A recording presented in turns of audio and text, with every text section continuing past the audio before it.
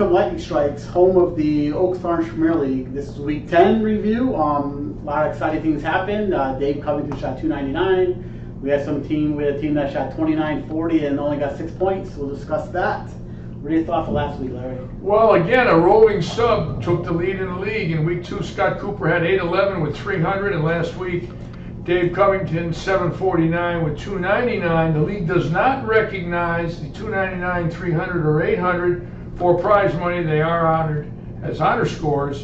But it's interesting how two roving subs have come in and dominated the league on their first or second night of bowling. Very interesting when that happens. The super subs. Well, considering that Covington is beating the best right-handers in the league who have had 9 weeks experience, it's sort of an interesting number. He beats Stouffer, he beats Ratchin, he beats Alshire, he beats John Pfister as a sub. Very interesting statistic. All right, let's jump right into Week 1. The first match was Rolling Thunder, Herb Kleinstein against Big B Bowling Tournament. And Big B 16-8 losers this week, and they are sliding down to 15th place. Well, the Herb Klein team is very interesting. They have been in 23rd or 24th place most of the season, but last week they bowled very well. John Toten going 3-1, and Ron Rosser taking all his points with 475 scratch, 685 handicap. That's an interesting number. So there's a man, if he could shoot 500, 520 every week, he's got a chance for a sweep with all that handicap. That team could make a move. Obviously, they've all got to click, but they're what we call a full handicap team. A Big B, I really thought they'd bowl better. Brendan Carlton really having a bad night, shooting 543 through 2 or 3 gutter balls on large strings, which I didn't think I'd see. I'm sure he's very disappointed. Doug Lozen with 3-1. And Robert Hilton bowled very well, 666. The last game, 258 of it, 699, 1-3. So Big B is on a downslide. They were in the top 10 for a while. Now they're 15, top 5. Sure, they've got to regroup a little bit. They do.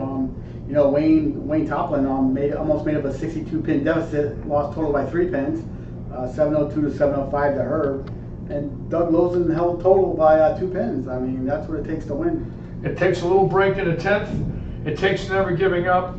Obviously, right now, that's a team that is a good team. I like Robert Hilton's action. I like Wayne Toplin's action leading off. Those are 2 very good bowlers. That team could be explosive. But 24-87, really 27-33 is not going to win a lot of points. I figured 2,800 was the magic number. Now you're saying the team shot 29 and took 6 points. So it looks like they're figuring out the scores, and it looks like closer to 29 and 28 is going to give you a good chance to win. Why not? All right, the second match was the second place team, Beach Bowl and Billiards. They stayed in second. They bowled against Hockey Baby, who's in 5th, and they stayed in 5th. But Beach Bowl came on top, 16-8. Well, Big James, again, really bowling well this year, averaging 211. Again, 691, a great score, 760 with handicap. And Jerry McElhannick, 661 going 2-2, averaging 227. Mark Pulaski Sr. averaging 223. So as you can see, 450, 452. They've got an 873 team total there for averages, or 863, which is a great number. And they're bowling well. They shot 2674 scratch with the handicap 2881. That's a good night. It's a really good night. And I'm glad to see, Mark had that 176 game too. He still shot 687. Yeah, that was the game where he opened a 10th and cost him a game point. But how about Big Dave Covington? Great to see Dave coming out. One of our great junior league coaches here, along with his wife, Sue Neidig. Covington, both PBA and WIBC champions. And of course, Dave, 299 second game, got a little slow. The ball hooked a little early. I really thought he put 10 in the pit. It looked like he just slowed down a little bit, and the ball hooked about a foot too soon. But 749 is wonderful to bring a sub in. That gives you 299 and 749. I would have loved subs like that in my league career. Chris Hubeck already asked him to sub next week on Facebook today. Say that again. Chris Hubeck. Yeah. Already asked Dave to sub. I don't blame Chris a bit. In fact, Dave should maybe sub for a few other teams that are near the top. He might be the pick for a roving sub at 18 games. He probably doesn't want to bowl 21 and have too high a league average next year. Wow. Got to watch that. It was good to see Jerry. He squeaked out total 679 and 677 by 2 pins. That 2-2, those really help. And Big Game James, man, shot 188. The first game goes 258, 245, or 691. And Big Game James is in the lead or close to the lead for most points won in the league, individual match play. So he's definitely a factor. We might have said some things a little earlier in the year where we didn't think he was as good as he is. He's real good. He's real good in match play. He's got a great attitude out there. Nothing bothers Big James. There could be an earthquake outside and he'll get through the shot. He had a birthday on Saturday also. Maybe you get older. That might be the only thing that stops him. Look what it did to me. Also, terrible thing. You know, the fifth place team, Hockey Baby, they shot 28-65 and they only got 8. Yeah, I all year long I've been saying 28's the number. And it goes to show you after 10 weeks of play, the bowlers are figuring out the pattern. So now the scores have went up. The pattern is still demanding. It's not the easiest house shot, in my opinion. However, 28-65 is now not winning points for team total. Amazing number, not winning. That's Mike Alshire easy. Yeah. Absolutely. All right, the third match tonight was team number 9, Taps, who moved up to 20th against Viserys team, Autism Awareness. They see their new shirts down to 18th place. And they changed lineups. If you'll notice, Billy Seymour led off, They all struggled. but struggled horribly. Donnie Schwartz Sr. struggling. Not one bowler breaking 600 on a team. 22-52 total for a team that's really got 3 guys that can strike. Yeah, They must be very frustrated. So now I don't blame them changing the lineup. You got to do something to change the way things are happening. And they shot 26-39 with 387 pins handicapped. That is a low number. 26-39, that's rough. Yeah, very rough. Yeah, it was nice. Damon swept Billy Seymour. Billy Seymour shooting 570. Bobby Taylor's still bowling very well, 212. The rest of the bowlers, Mike Varda, Ricardo Reina, and Damon Darling, all in the 190s. A consistent team, even though they're in 20th place, they bowled well, but they've got to take 17 points a lot of weeks in a row to make a run at it. And they can do it. They definitely can do it. It's unfortunate. All right, match number 4 is going to be the team number 11. That's Mike Smith's team against team number 1, Naples Fire Protection. Well, Ron Richter, Billy Morgan, look at Billy Morgan coming alive, which I expected all year long. 683, carrying the team, going 3-1. They shot 25-62 scratch, 27-96, which is a lower total, but they got enough to beat the team they were bowling that really struggled. Mike Smith again, Craig Streetzel just not bowling up to par, Robert Seeley 585, Joe Smith with 235 the last game, 659. I would suggest a lineup change here with Mike Smith taking some pressure off himself and maybe moving for a week or two just to see if it could change a little bit. Now it's lineup time. Juggling the lineup is not a bad idea. I like the idea. How about Joe at anchor? Joe's bowling those balls really well. Joe Smith doesn't throw the ball bad at all. I like the way he bowls. But right now in 19th place and taking 6 points last week, if I were them, I would try a numerical lineup change now for strategy purposes. I would, for instance, if Mike Smith's going to be shooting 585 against their anchorman, and he has but only 2 600s, I believe, in the year or 3, maybe they ought to switch it around a little bit, let somebody else bowl anchor. What do you think about that? You think that's a good move? It's a great move. I mean, you saw the Joe Smith-Billy Morgan match. Joe Smith tried to bail out total, but it was 731 and 734. Yep. And then we see Andy Cox hold on 689 to 676. And Beagle lost total by 2 pins, 666 and 664. And Beagle's averages started to drop. He was second place for the longest time. Now he's at 228. So it looks like the left side might be a little trickier now than it was in the early part of the season. I know Ricky Ward isn't up to par. I think right now the high lefty in the league is probably Matt Rizzo, who's got to be in the high 220s. What do you think? I think him and Schumacher both 222. Yeah, both 222. Okay. But Beagle's number is slowly dropping, and Morgan's number is slowly rising. Yeah. Wouldn't surprise me in the least if they did a little flip and put Morgan anchor and Beagle second if the left side stays like this. In other words, you know if the left side's going to drop a little bit, you want to put the lefty against a weaker bowler in the lineup rather than him bowling all the righties. And I wouldn't have said that 5-6 weeks ago, but all of a sudden he's not striking. Yeah, the last couple of weeks he did struggle a little bit. Right. Interesting. Lineup changes might be the next thing, and especially with the Dream Team, I could see that happening immediately. That team there's got a lot of problems right now, but we'll get to that. The team's definitely in mess right now. All right, the fifth match is going to be team number 8, Diamond Security, the Young Gun Kids against Tick Transport. They both dropped a spot. Well, Tick Transport with a great total, 29-30, 3-1 for John Versier, bowled very well. Mike Janansky with the sweep, 698, 836 with handicap. That's a monster. 24-59 with a team that got 471 pins handicap to go 29-30. Beat a pretty good team with Diamond Security, but Diamond Security has been dropping like lead fishing sinkers the last 5 weeks. How are they 17th? Yeah, they're averaging 9-10 points a night. They are going backwards. Matt Rizzo with a bad night at 591 again on the left side, but look at Schumacher with 711, one of his better nights. Two lefties bowling on the same pair, 120 pins apart.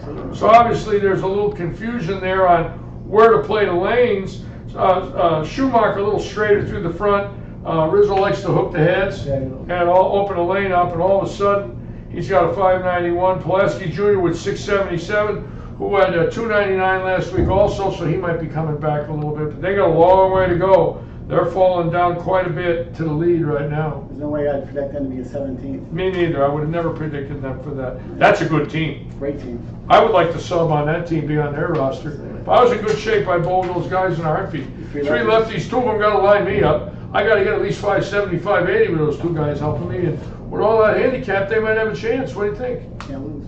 Thank you. Like the Patriots.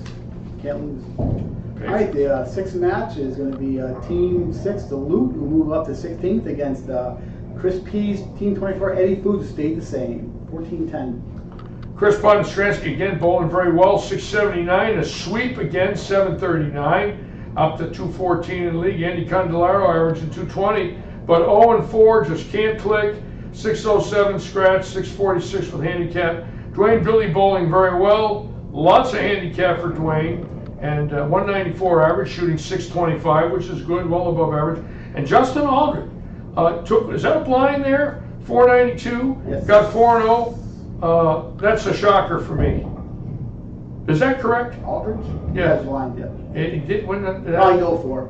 This it's an 0-4. Yeah. Joe Ponzio got him. I was going to say, wait a minute, I must be blind. But sometimes that happens with our graphics department. And of course, Coach Lindsay, 637 bowling well. Slowly the average is going up to 207, but 0-4 to Joe Lassick, who again is a high handicap player. And if you'll notice, 220, 220, 180. He's got 270, 270 with handicap. Those are tough games to beat right there in the 270s. Yeah, this match was the swept or get swept match. The swept or get swept, you're absolutely right.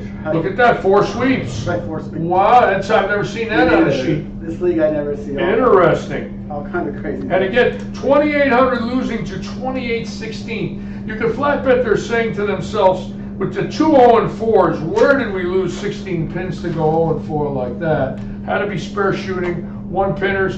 Again, if I was every team captain in this league, I would be charting 1-pin misses by your close matches and say, we just lost total by 30 pins. We had 9 or 8 1-pin misses. Well, we got to get our team practicing in here on the 1-pin spares. Come on down. Got to do it. Wow. Yep. All right, the 7th match, match number 7 is team number 4, the EBA Pro Shop. They took 15, moved up to 7th against Team 18, Audio Fort Myers.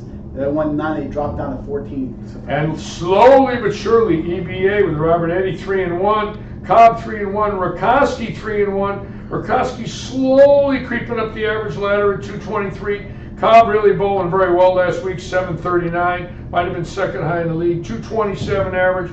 Gary Seitz 579, 1-3. Barry Seitz got a break, 602, and he beat John Van Baron, which I wouldn't have believed the way the Baron's been bowling action, that the Baron got swept. He did. That might be a first and last. We might not see that again. John Van Baron, a great action player, having only 602 shot at him, but with handicap, Barry 713 ran away and hit. Dave Belanca bowling for his first time in the league, 559, way below David's average. He's a good bowler. He is. I guess Ray Stevens is the bowler. Ray Stevens, bad knee, had some knee issues, and decided that he'd rather work on the knee and let another bowler come in, which does happen. A lot of injuries. Injuries can happen. Absolutely. Okay, the match number 8 is going to be team number 2, Frank and Beans, who had the move of the week. They jumped all the way up to 3rd place against Rickey Leap Killer Tomatoes have dropped its 22nd place. Well, that's a great team right now. Durkin 3-1, Zielinski the sweep, Reggie Kahn 3-1, Chuck Rucker 3-1, and look at their score 29-51. That's a monster. Almost 3,000. 29-50 is a lot of sticks. Rucker with 719, 279, 247 the last two, really carrying the team. Durkin 237, 278, 2 of his 3 games. That team right now is looking real good for a top 5. They've been consistent all year, a few bad weeks, but not enough to take them down. Yeah, I agree. You got Mike Durkin leading off. He's solid. He's making spares. They shoot big games. Not going to give anything back. Chucky's, I spelled his name wrong, but Chucky started to come along a little bit too. And Brad's bowling great too. Last 4 or 5 weeks. Brad Zielinski's tough. He's got that low backswing, high rev rate. He can flat lean on it. He's got 450 off his hand with a backswing no higher than his belt. Most of the time, big guys like that wind on it. Their swings above their shoulder. Very controlled swing. I like the way Brad Zielinski bowls. A good bowler. And our friend Larry Levin had a big second game, but he didn't have the old third game dynamics like the last few weeks, shooting 300 plus. Well, one of the most avid bowlers in our facility, sponsoring our ladies' league on Thursday night. Just loves to bowl. He's a lefty. And Larry, there's no give up in Larry. Larry bowls. Larry smiles when he misses. Comes back the next night, tries his heart out again. Love Larry. All right, match number 9 is going to be the Dream Team State Jam Alert. We took 10, and still in 13th place in move. They pulled the first place team. Team number 23, Brightview Financial, took 14, and they're still in first place. This was a slugfest. Well, Brightview Financial is a monster, and if you'll notice their scores, Floyd with 636, Shikoski with 641, Bobby the Hammer Hamilton with 737, John Pfister 679. They shoot 26.93 scratch, 180 handicap, a lower handicap team, but they're striking. They're one of the few lower handicap teams that's staying up there. The Ricky Ward team, a lower handicap team, can't win, and these guys can. That's an amazing statistic when you think about it. They're 28.73. They did get a break, beating the Ricky Ward team where they were only 26.05. Which for them is really low, averaging 650 a man, 213, 214 average, really not enough, and only 144 pins handicap. But that team right now has a chemistry issue, and I believe there should be a lineup change for that team. I'd like to see Ricky Ward take the anchor position, maybe bring Alshire up to second, Ratch in third, keep Stouffer fourth, start playing with the lineup, see if you can get the chemistry moving a little bit. Alshire definitely struggling at 217. I would have never bet on that after 10 weeks. I'd have figured him in the middle 230s. So right now they got to get him loose. They got to get him striking. He's got to be frustrated because everybody's striking all around him. Well, he's got to be frustrated because the lanes, yes, he's having a hard time reading the lanes, but he bowled a right-hander last week that just beat him 120 pins on the same pair with the same hand. So he's not playing the lanes right.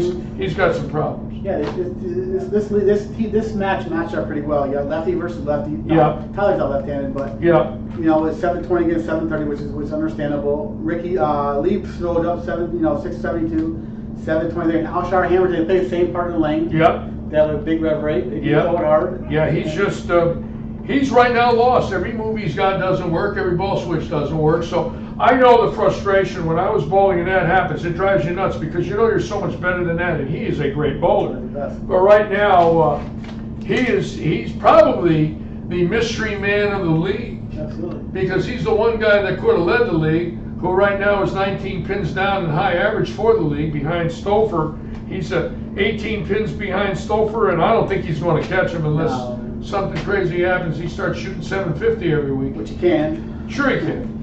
But boy, they're looking good right now. I think that team's going to explode this, 3 or 4, 20 plus weeks in a row. And look at their averages, 18 for Ward, 17 Ratchin, 17 Alshire, 35 Stouffer, yet that team can't win. Again, the highest average in the league, but they're in, 12th, 13th place? 13th. They're 40 pins out of first, right? Or 40 points out of first. They're digging a hole real quick. No doubt about it. As a team to watch every week, and I'm like, is this the week? And then, no, it's not the week. They just can't do it. All right. Match number 10 is going to be Rob Thor shot 700. Team number 16 against the Goats, who only won 6.5. They dropped down to 6th. The Goats are in trouble. The last 6 weeks, they've really had a bad run. But Jay Rucker just really holding the team up, keeping them with any kind of a chance to win. But 706 with 27-10. They lost the total by 150 points. 2 sweeps. with Josh Brown and Rob Thor beating Ice Martinez, and House Brown, who's really struggling, who started off real hot in the league and now he's lost. So again, a little team meeting there. They've got to figure something out, whether it be with their lineup or a little practice session. Maybe they get here a little early, bowl on the low end of the house, get loose a little bit, try to read the pairs, do something to change the way they're bowling. Because right now they're averaging 7-8 points a week. The last 6 weeks they're going backwards. Thank God for Jay. Shot back-to-back 700s. I know. Jay's great. 58 years old, still throws it like he's 28. It's the same. It's the same. A couple sweeps there. Josh Brown, Rob Thor got sweeps. Yeah. Bye for Rob Thor. Big Rob. He's a lot of fun. Big smelly beard Rob. Yeah.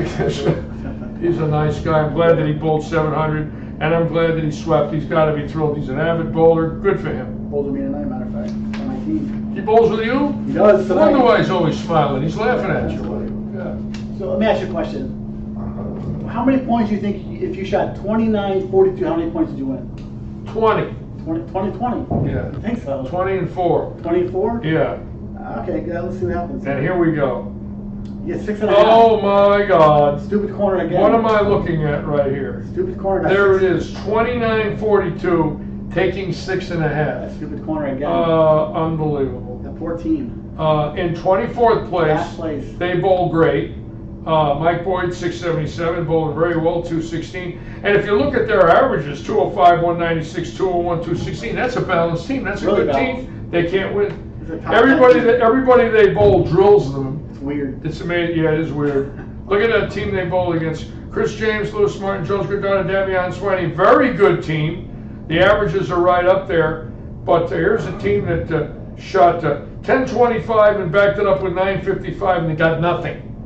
Absolutely nothing. They got They four. didn't win a game. They got nothing. So their game total at 968 to 962, 1035 to 1025, 959 to 955. Yeah. 20 pins. 20 pins. They got swept. And they're probably asking themselves over and over and over, which guy blew it? Nobody. Who missed one pin in the 10th, or back-to-back opens in the 9th and 10th, or who were the two bowlers that missed a 6-10 or a 6-pin or a 10-pin? And that's the difference.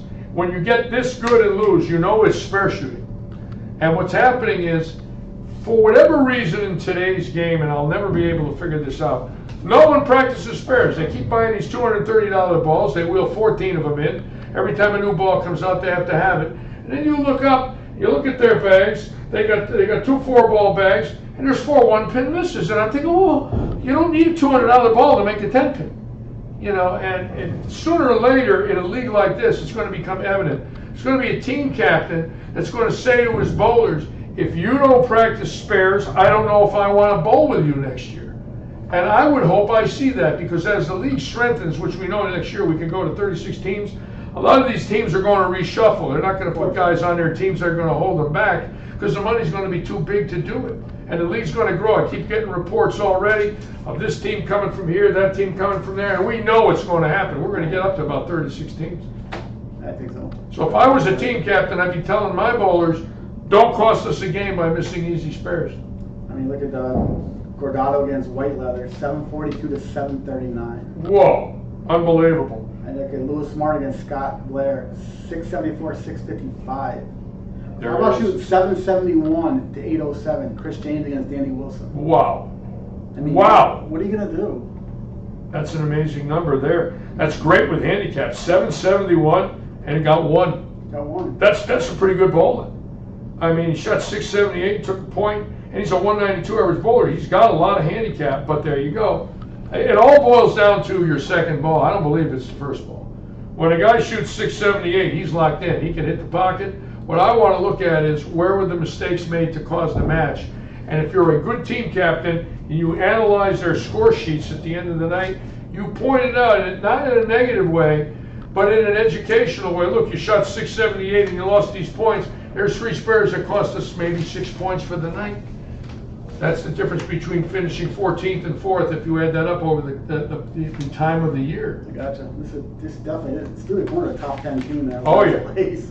Oh, yeah. So you can see like Tick Transportation went from 22nd to top 10, and then Stupid Corner's going the wrong way, and they're probably going most consistent all year. Yeah. Except for last They've week. got good averages. 216, 201, 196, 205, and they're in the cellar. They're tough, man. 29-42, they can't win. My God, I was saying 28 was the magic number. 29-42, and they're driving home saying, what did we do wrong? We're supposed to win 20 points with that score. I think they'll be the first team to lose with 3,000. You never know. The team that loses with 3,000, that's going a 20-mile ride is going to be a 100-mile ride. Pack it in. Oof, terrible. All right. The last match of the night was team number 12, Lightning Strikes, who got 9 points, and they moved up to 4th. And then team 17, OMWB, got 15. They also moved up to 12th. Well, team Lightning Strikes the week before taking 1 point, and Clark Hulleman really bowled bad, positioner on night, and swept the next night. Good for him. Thank God. You know, you almost got to feel bad for a guy that's pretty good bowler, and he goes 0 for 4, and he's all over the place. And He only won 1 point that week. And he only won 1 point. Chris Rich holding his own again at 3-1. Jared Eisenberg struggling for the second time, and Kevin Day for the second time in 2 weeks, where they got beat 7 out of 8. And of course, Roy Parrish bowling well, holding his own with a sweep. Jake Hoagland with a sweep. And Matt Hodgman, who you like, having a pretty tough night at 592, 1-3. Last few weeks, he's averaging 220. Now he's on 213. Yeah. I don't know what's going on with those guys. Yeah. Step it up. Unbelievable. Yep, unbelievable. I love the standings, and I was staring at the standings tonight. Fig Jam 120 and 119. If someone had told me 10 weeks ago that the Ricky Ward Stouffer team would be 120 and a half and 119 and a half, 1 point over 500 for 10 weeks, I got to empty the pockets. I got to go to the bank, take out a loan, and say that is impossible for that team to be 1 point above. But what it does show you is the 90% of 235 works, which I wouldn't have believed either. I was never much of a handicap guy in my life. I was always scratch, always tournaments, always action. This handicap system works. It does work. Makes so much I better. love it. And that's what's going to bring a lot of teams next year. Yeah, any team can win. Any team can match up. No doubt about it. And if you'll notice, we got a couple of bowling balls sitting here. These are Storm balls. And on Sunday, November 17th, we have a Storm demo day. Squads at 10, 12, 2, and 4. We've already got 25 bowlers signed up. It costs $25. You can bowl with any of Storm's and Rotogrip's 5 balls that they're bringing here. You can bowl for an hour and a half. If you decide to buy a new ball, you get a $40 discount. Myself, Chuck Rucker, Ricky Ward will be watching, along with Storm's Ralph Solon. Gary Seward will be watching. I will be here strictly in an advisory capacity the whole day. Any of you league bowlers who want me to watch you bowl with your existing equipment versus the Storm Rotogrip equipment, or I can make critique and recommendations for you, I'd be more than honored to do it for you. That costs nothing. You got me for free if you want me. Anyways, you should come on over. We're going to be announcing it every night this week. We've got flyers out. Storm Rotogrip is the #1 bowling ball company in the world. They have 72% of the worldwide market. 7.2 balls out of every 10 produced are Storm Rotogrip balls. So come on out, bowl with the best equipment in the world. Again, November 17th, Sunday. Sign up in the pro shop, and we'll see you all at demo day. Demo day. Demo. Tom, are you going to come in and bowl? Nice thing. No, I'm going to bowl. I'm going to actually throw a couple of 14-pound balls. Yeah, I want to try those things. I went to the chiropractor today so he can loosen up my shoulder. I want to make a comeback at 71. I will be available next fall to be a roving sub. I get free bowling, free food. Kyler's averaging 240, 63. Who is? Steve Kyler. Steve Kyler is averaging 240 at 63. You got that. Kyler's great. He's great. He's in great shape too. He doesn't look 63. I don't think. No. He looks, in his early 50s. He's on my national team too. Is he on your national team? Yeah, all these great bowlers. He's going to be a Florida State Hall of Famer, He deserves He it. could very well be the first bowler from this association to get into the Florida State Bowling Hall of Fame for bowling ability, and I'm like this. I can't wait to see our first bowler get in. It's never happened. I know. And I think he's the prime candidate. 42 consecutive USBCs, avid bowler, never missed a year of leagues in 42 years. He's got 50 local titles with city tournaments, all events, scratch, doubles, teams, singles, the proprietors. He's got so many titles locally, it's crazy. It's a travesty. Yeah, he just beat everybody for 40 years. Free Steve. Yeah.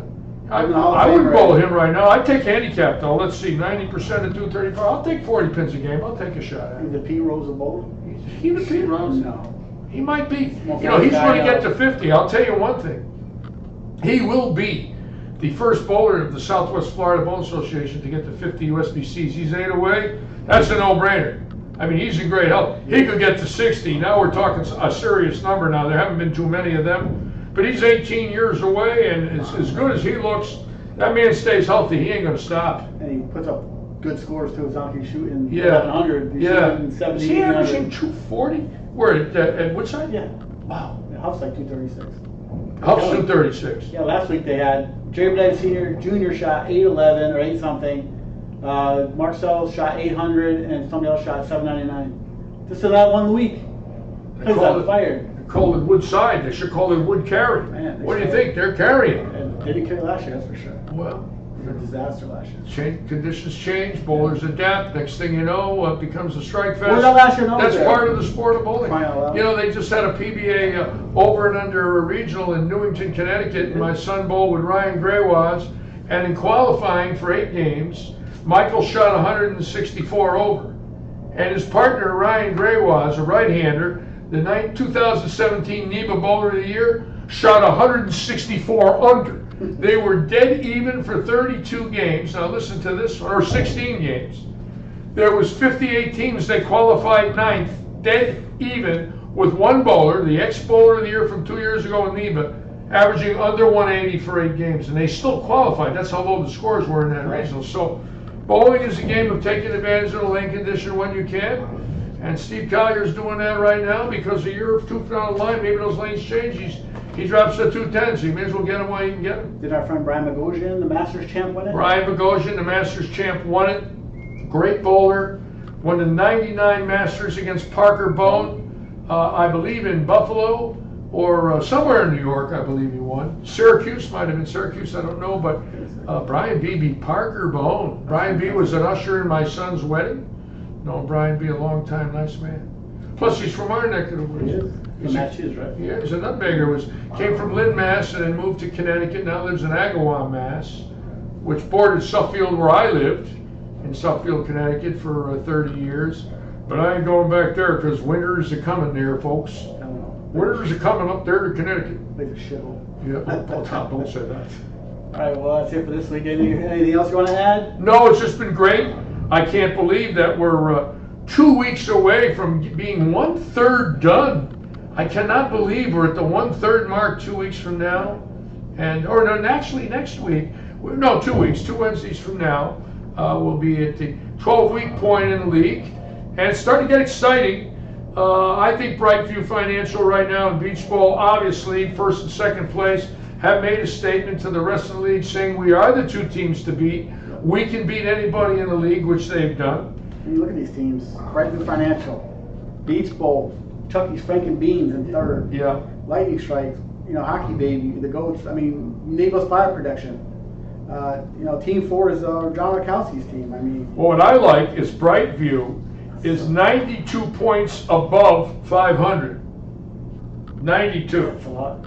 And Fig Jam Alert is 1. Fig Jam Alert is 43 and a half points behind at 10 weeks. I find that if somebody were to say to me 10 weeks ago that's going to be the case, I'd have laughed at him and said, you have no idea what you're talking about. But the bottom line is the handicap system. I guess the only good news is two 18-week seasons, 2 halves. So Yeah. I look forward to the second half. Yeah. We all start at 0. This league does. Yeah. I didn't realize that. Yeah. I just realized that till now. All right. This league starts over at 18 weeks, and the 2 winners bowl each other. And no, there's 2 winners. What happens is there's an 18 playoff system. And 18 playoffs. 18. Also. 18. 8 teams. So what happens is the total points for the season is for the playoff system, 1 through 8. I got it. And then what happens is teams 5 through 8 will bowl 1 Baker shootout round, and then that'll be the 5th seed.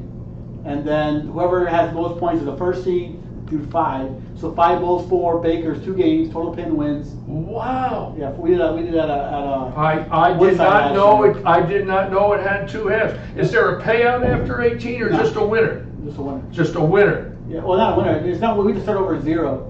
So there's 2 halves You get prize money for the first half and prize money for the second half. Yes. And then you get the playoff money. Yes. So there is there's 2 halves payout. Yeah, you don't get paid to get to finish the season. Yeah. Still pretty good. Oh, it's fantastic. I love it. Absolutely. I think it's great. So the teams that are in last place, so what? So they have a second chance. In other words, they might re-up. They might add somebody to the roster and flip it around a little bit, flip the lineup up, and say, you know what? Let's give it a go the second half. I like that. You don't shut them out early and then you lose interest. Exactly. They have a second chance to win. Absolutely. I like that. It's like the double elimination in the Masters, basically. The $13,000 prize fund money is that was added is for the playoffs. Yes. So each half is basically your league dues. That's the money comes League prize money. League prize money. That's And paid up. And then the playoffs, what you want to make, is for the $13,000. It's 13 added. That's a great rule. Exactly. I love it.